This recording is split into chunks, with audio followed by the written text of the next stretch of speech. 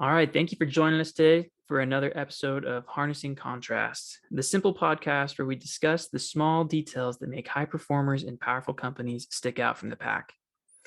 Today, we have the privilege of having Matt Tower on the podcast. Matt has been in the contact center business for 20 years and has had massive success running teams all over the world. These teams have specialized in everything from sales and real estate and solar to client care and collections. Not only is Matt a very experienced leader, but also restores cars in his free time, an all around talented individual. Matt, thanks for being on the podcast with us today. Well, thanks for having me, Dustin. I appreciate that very kind introduction. I don't know as I'm all that, but some of those things that you said are in fact true. Yes. Awesome. Well, be sure to fact check me if you need to. But Matt, you've got a mighty impressive resume in the contact center world. Let's just cut to the facts right away. Contact center work isn't always the most enjoyable work in the world. How do you help teams enjoy their jobs when the work is rather boring? It's a really good question that you asked, Dustin. And honestly, while I would agree that there is some repetitiveness and monotony involved in contact center work, regardless if that's outbound work or inbound work or whatever department you may find yourself in.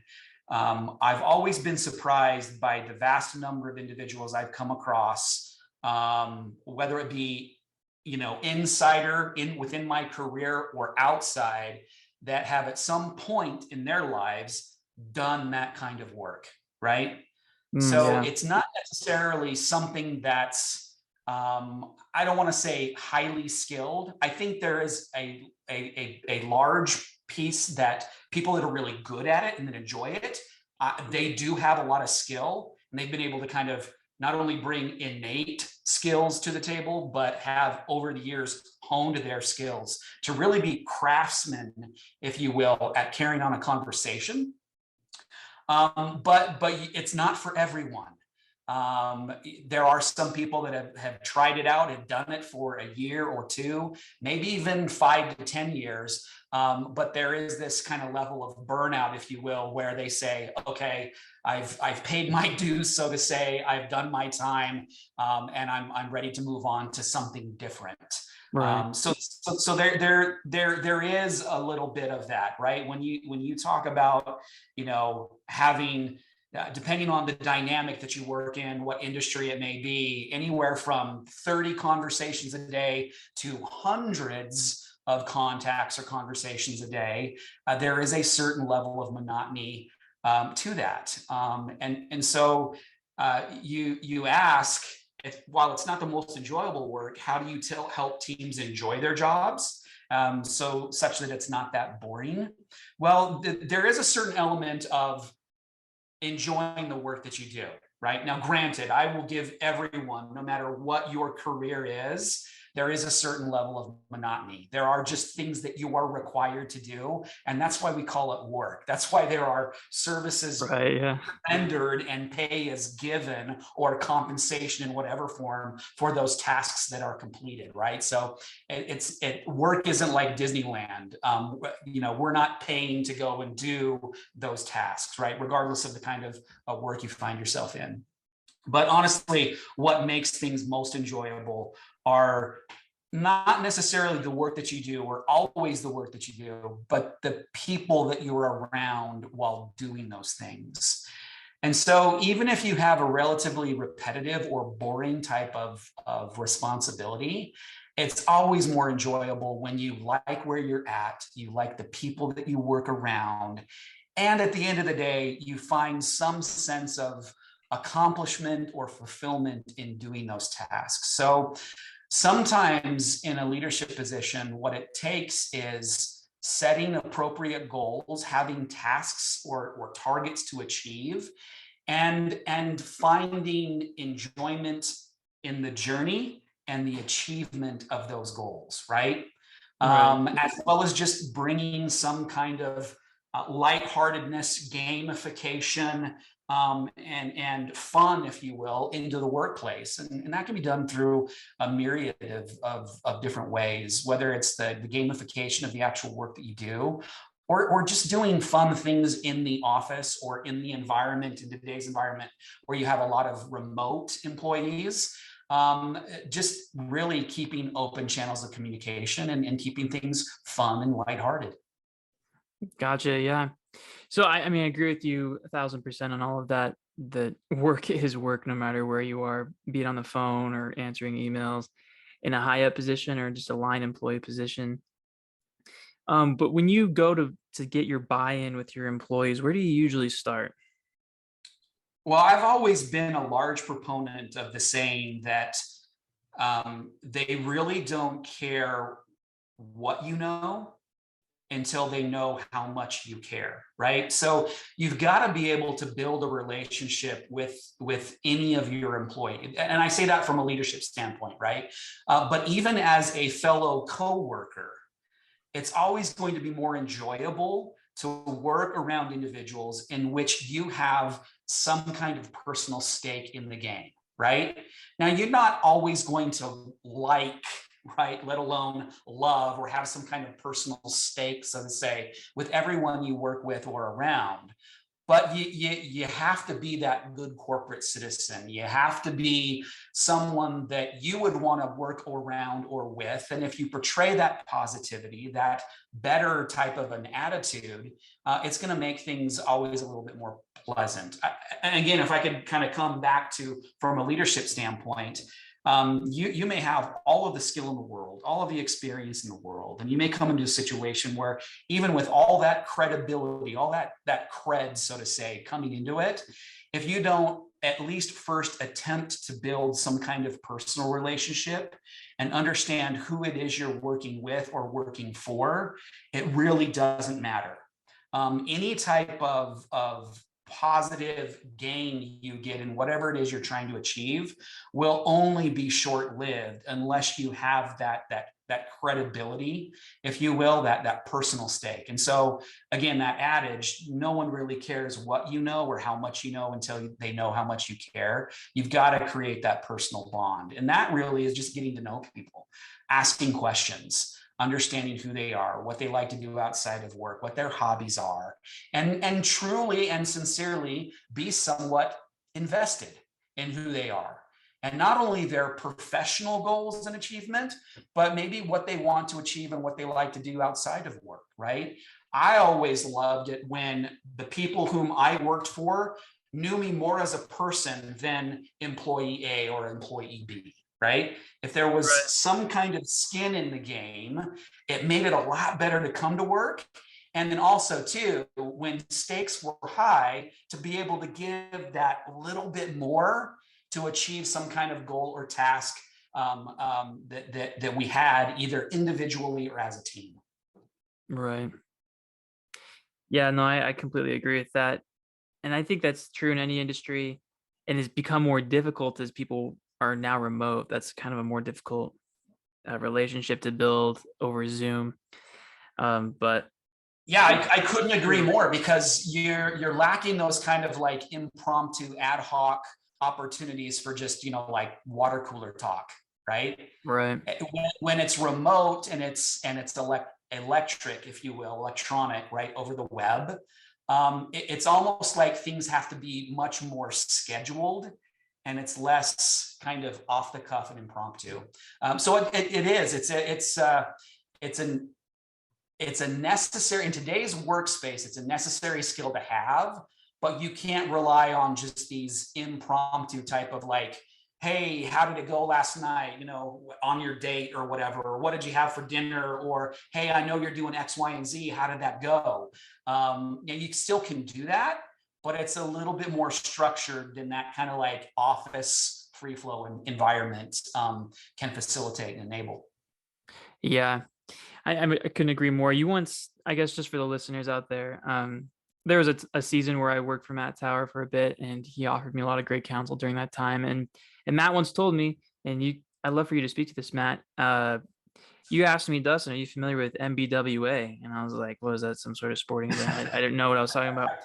But he just said that's management by walking around. And I thought Yeah. that was pretty interesting. Could you speak to that a little bit for me, Matt? Yeah, again, it's a technique that you can facilitate in an office environment. and it just creates opportunity for exposure, right? From a leadership standpoint, you never kind of want to be seen as that person that's kind of tucked away in their office and you really only see them in meetings or every once in a while when they come in the morning, leave at lunch, and then come back and then leave at the end of the day. You got to have that exposure, right? And so there is some real value with management by walking around. And sometimes that can be difficult. It can put you on the spot. As a leader, sometimes you feel like you need to have the answer to every possible question, right? Just kind of like a good lawyer will never ask a question that they don't already anticipate the right answer, right? Right. So from a management standpoint, management by walking around can be a little uncomfortable at times because you don't know what you're going to get when you're walking around and saying hi and how are things going and how are you doing, where are we at on this, what's the status of project Y, right? All of those questions, let alone just kind of having free flow conversations with some of your employees. And again, some of that could be dependent on team size. If you're working on a team of only like maybe half a dozen or a dozen employees, it can be really easy or easier to kind of grasp all of the different idiosyncrasies and intricacies of each individual member of your team.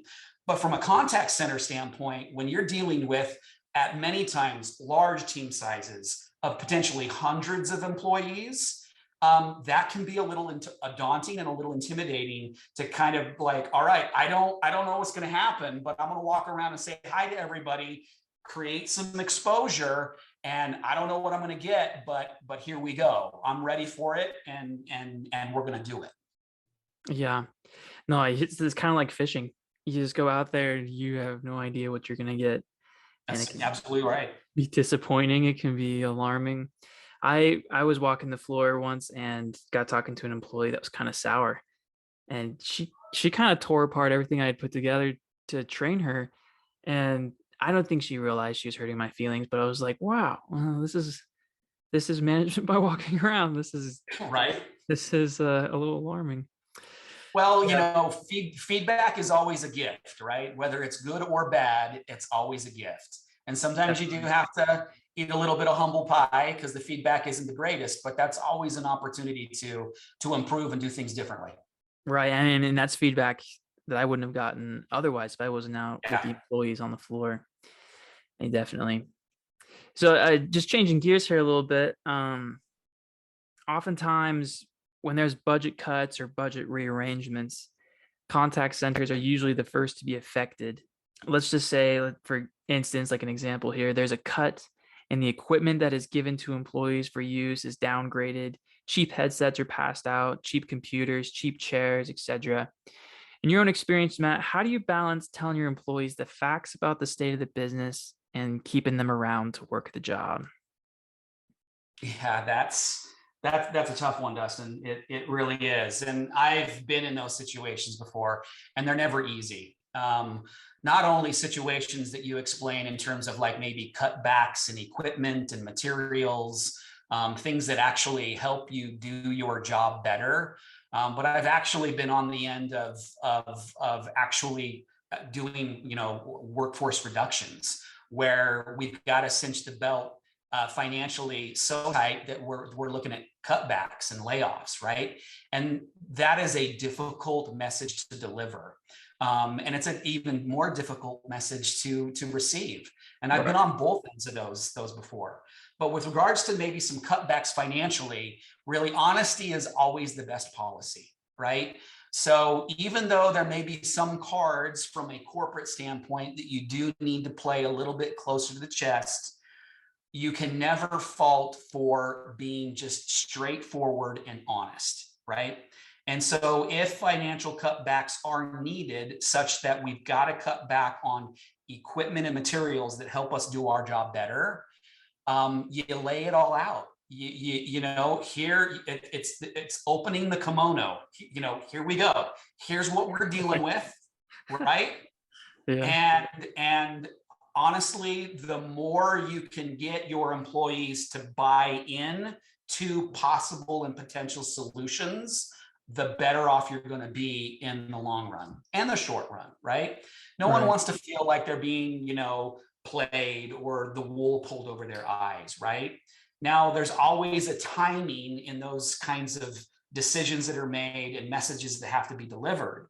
But the sooner you can bring your team into the circle, if you will, the better off you're always going to be in being completely honest and straightforward as to what the conditions are that we're dealing with, and then involve them in potential solutions. And oftentimes I've been surprised by what you get in terms of possible solutions, things that maybe you as a leader or your leadership team hadn't even thought of before, that are actually better solutions than maybe what your leadership team came up with initially, right? So always leave that window of opportunity open in terms of, we think we're really smart people and we potentially come up with every possible solution. And of those, this is the best of that. But there might be something out there that you haven't contemplated or thought about. And so leave that possibility open, that there might be a member of your team that's being directly impacted by this, that they might actually have a better solution. So as soon as you can bring them in, do it. Bring them in. And there's a level of buy-in there too. Agreed. Yeah, and your team's more on board with what's going on.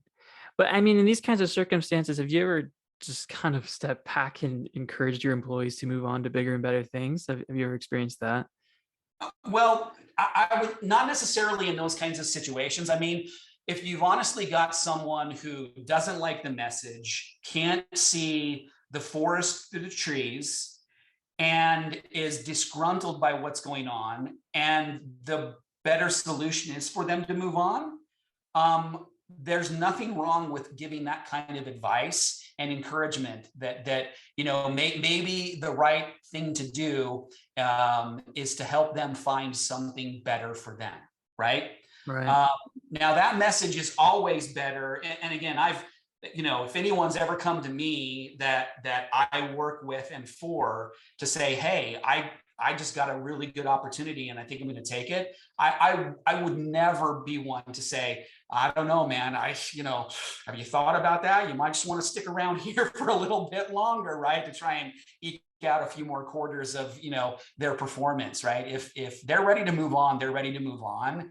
And whether I'd rather them leave with your blessing, so to say, and on good terms, so that there's potential opportunity maybe at some point in the future, than for them to ever think that you kind of hindered that or facilitated some kind of like pullback because you were more interested in what they could do for you than what their next potential move or promotion would be. Yeah, I agree with that. Definitely. And I mean, those are conversations that require a lot of tact either way, be it a big layoff or letting someone leave the nest. These decisions can be tough as a leader, and many other reasons behind this next question. But Matt, how do you approach the loneliness of leadership, being the example all the time, making the hard decisions, losing friends over it, or having people suck up to you for the wrong reasons? How do you kind of cope with that loneliness? Yeah, well, you're right, Dustin. All of those things, unfortunately, are inevitable. And if you're in a leadership type role, regardless of industry and regardless of what it is you're doing, you unfortunately are probably going to experience any and all of those things, right? Leadership can be lonely.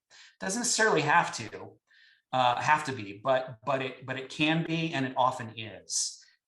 Because as a leader, you're required to, I think, live and portray in just about everything that you do, whether on the clock or off the clock, a little bit of a higher standard. And by no means am I meaning to infer that as a result of that or indicative to your title or position, that means that you're in any way, shape, or form better than anyone else. But because of your title, because of your role and your responsibility, you're required to live that higher law, if you will, and be the example. I mean, that's part of the burden of leadership, is responsibility. And sometimes that can honestly preclude you from certain circles and certain conversations, and it can be lonely. But it can also be rewarding on the back end, because indicative to that role and that title, you're privy at times to certain personal conversations for employees of yours that you wouldn't have been otherwise. And those provide and enable the opportunity to help individuals, right? Not only help the company in terms of achievement, progress, and profit ultimately, but truly, I think what at the heart of that is helping individuals. As much as we try in the working world to be that consummate professional, again, whatever role you may be in, and to leave all of your personal stressors and anxieties at the door. And when you walk in, you're there to do a specific job, perform a certain role, and get it done to the best of your ability and deliver on your requirements, right? As much as we try to do that, and this includes all of us, it's literally impossible. Those lines do bleed over into each other. And those lines of my personal life versus my professional life versus whatever, because we're all very unique and individual in who we are, and those lines bleed over. And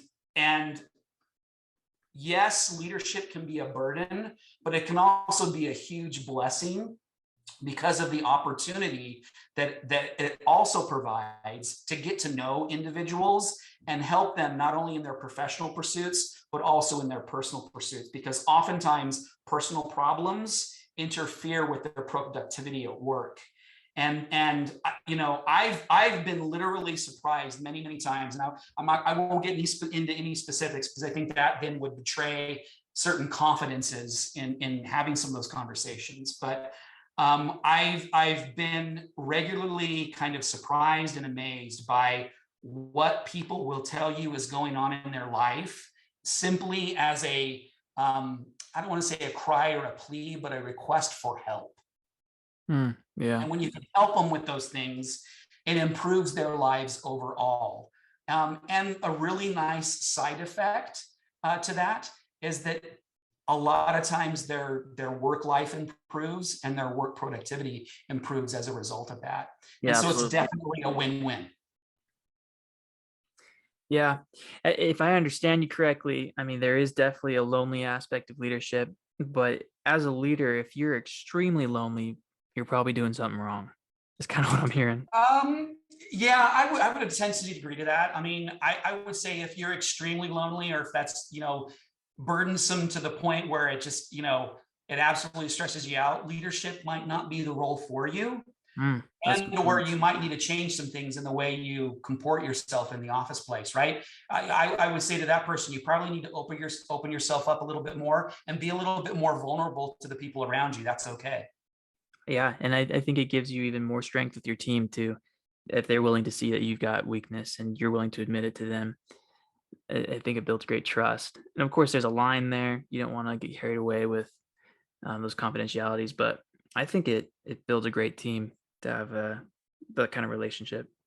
I would agree. I think, the people whom I've ever worked for in the past, the ones that I really learned a lot from and respected, were the ones that understood the line and where it shouldn't be crossed, but they weren't afraid to get right up next to that line and still do it professionally. Yeah, that's the key there, isn't there? Doing it professionally. Because time and place, there's a time and place for everything. Right. Yeah, and I think that that's actually a great segue into just the last question I have prepared for you. Communication in the workplace is everything. And in a world that's moving so fast, there seems to be almost too many channels for employees to communicate with each other. Just take Yeah. like a standard company that uses Microsoft products. They've got Teams, they've got email, they might jump over to Zoom. There's face-to-face communication, and then there's written information. It's all over the place. So this is going to put you a little bit on the spot here, but if you were given the funding to open a business from scratch and you were given a completely blank slate and structuring it, how would you approach communication channels and what kind of protocols would you put in place right away?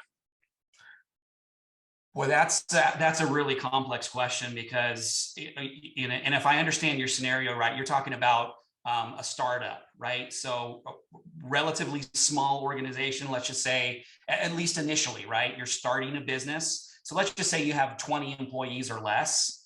That makes it a little bit easier, but then as you scale, that's where the problems come up, right? Right. Because as you scale in individuals, you scale in complexity, and that complexity is going to drive all these multiple decisions to make of different tools to use to keep those communication protocols open, right? Right. So again, I think in your scenario you said unlimited funding, right? You're Yeah. going to want to go. You're going to want to go with something that's tried and true, that has great level of support, but that can scale, right? So Mm. you're going to be looking at one of the big boys, whether that be like a Google suite or a Microsoft suite, all that have their own what's called a UCaaS type platform, right? So a unified application and communication system, right? So if you can go with that and stay with that, that's going to scale along with it, with the growth of your business, not only as channels grow, but as individuals grow.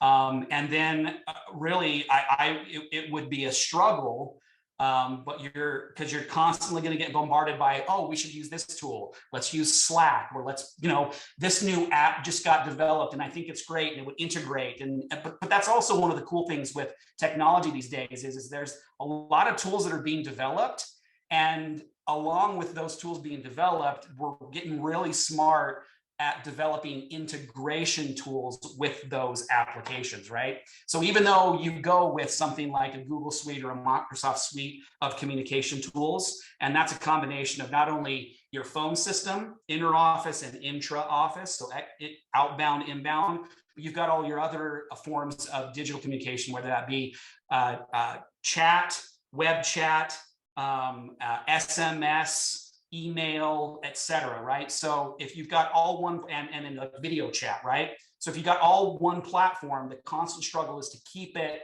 centralized and on that single platform. But if you've got a good partner in that technology space, again, one that's tried and true and can scale, it's really good then to just have your liaison with whomever that partner is, and you keep in constant contact with them, because as problems will arise, like, well, I've got now this division over here and they're remote, and how do they stay in contact with us, and what does that process look like so that we can always know what they're doing and they know what we're doing. They typically have the solution for you, but you got to be asking those questions and involving that partner in the solution of those problems when it comes to potential breakdown in communication. Yeah, absolutely. And I mean, those tools are pretty built out and widely used. I personally have seen this. I'm sure you've seen this too, that one of the biggest breakdowns in communication is often the employee's commitment to that tool, and whether or not they're using it for paper trails or talking to the buddy next to them. Yeah. And it's not always done in malice, right? It's not like, oh, well, I hate Microsoft, so I'm going to do Right. something else. Right. Yeah. Sometimes it actually could be done, because they think maybe, oh, there's an easier way to do this, right? So let me try this or do that, right? And they've got the best intent ever, right? Is to try and figure out, oh, there's a better way to do this. But and those things are going to come up, right? But as you see Absolutely. them come up, you've got to address them as quick as you possibly can. And it's not always like, hey, what are you doing? Knock it off. Get back in line. It's more of a, hey, what are you doing? Why are you doing that? Tell me more. Oh, okay. Well, all right, that's cool. But right now we've got this policy. I'm willing to learn a little bit more about this new tool that you found. But until we make a decision or a declaration that, yeah, we're going to move to this platform or this application, we've got to have everything still in the designated or declared process. Yeah, no, absolutely. And it's such a masterful approach to making sure employees still feel valued and heard. So many employees in contact centers feel like numbers. And I think your approach there to make them feel heard and their ideas is awesome for buying and things Yeah, like that. it's all in the delivery, man. That's it. Really, it's all in the way you say it. Yeah. So with the picture perfect communication platform and everything like that, what do you see as one of the largest breakdowns in communications and maybe a large organization? Well, there in a large organization that regardless of what communication process you have in place or platform that you're using, the biggest breakdown is the silos that get created between departments, right? I'm sorry, you broke up And there, Matt. so Could you say that yeah, again? so I was talking about the silos that get created between different departments, right? That's Okay. regardless of the platform, the technology that you're using.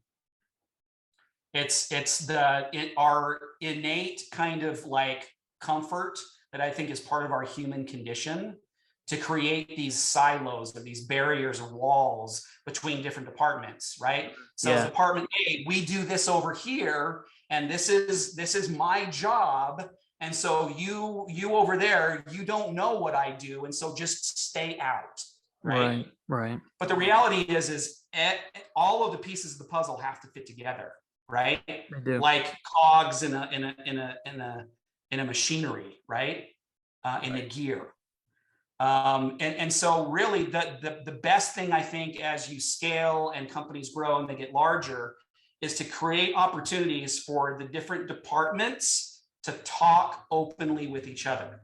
Because a lot of times the silos are created because they don't understand that function A that they do in apartment B has Z impact in apartment D. Right. And so you've got to get those groups together to talk about it and say, hey, when we submit this form this way and you don't fill it out properly, then here is a whole cascade of issues that happen as a result of that. And a lot of times the other department head will go, well, really? I had no idea. Let's talk about that, right? Wow, that one little checkbox, that one little radio button that my team doesn't click on 70% of the time is causing 20% of the downstream issues that we're seeing. Yeah, and it's just one radio, right? So you've got to create the moments, the opportunities, if you will, to have those departments speak to each other and openly communicate without any repercussion or retaliation of, here's the problems that we're seeing. We think it's as a result of this. Let's talk. Let's discuss that out. Let's figure out what's going on there. And as long as you create that kind of like open environment, like I said, without consequence or retaliation, then problems actually get fixed, right? Right. Especially when you have data to back it up. Yes. The data always helps. Definitely. All right. Well, we've covered all sorts of things here. We've talked about leadership, making people feel valued, communication breakdowns.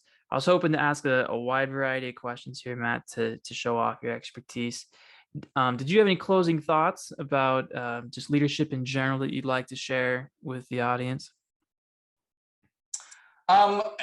Yeah, I don't think if anything that I have is really that fantastic or awe-inspiring or anything like that. I really appreciate you giving me the opportunity to speak with you and be a part of this project of yours, Dustin. That's pretty cool. And yeah, I would just say, as far as contact center work goes, and you've heard this from me, right? Because we've worked together before in the past, that it's not rocket science. A lot of the things that create success in business are oddly things that we already know and we learned when we were little. They're things like show up on time, be punctual, Yeah. right? Be nice to the people around you and the people that you come in contact with, whether that be internally or externally, right? Always, one of the things I always preach is always be in a selling mode, regardless if the word sales is in your title or not. It doesn't matter. We all have a job to do in any business, and that is to sell, right? You're either selling a product or an idea or a service, or you're selling yourself or the brand that you represent as an employee of said company, right? So you've always got to be in a selling mode. And then lastly, the one I always say is take ownership, real ownership of everything you do, sometimes even things that you didn't do. It's okay to take extreme ownership and see things through to the end. And if you do really those simple things consistently and consistently well, you'll pretty much succeed in anything you tackle and you attempt to do. Awesome. I agree wholeheartedly with that. If you're not willing to put your name on it, then what are you doing? Yeah, that's a great way to put it. Yeah, absolutely. All righty, Matt. Well, I really appreciate your time, and I want to thank the audience and everyone that's listening to this podcast. We appreciate your support, and I hope you all have a great rest of your day. Thanks, Justin. Appreciate you.